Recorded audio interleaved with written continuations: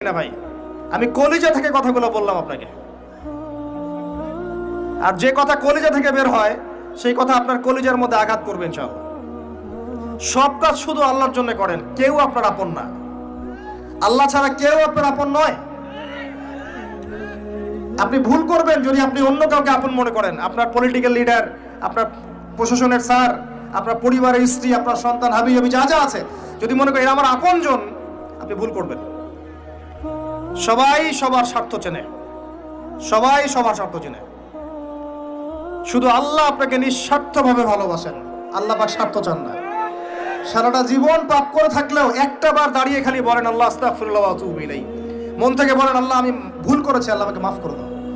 এক মুহূর্তের মধ্যে আল্লাহ পাক আপনার সমস্ত গুনাহগুলোকে নেকিতে পরিবর্তন করে দিবেন ইনশাআল্লাহ।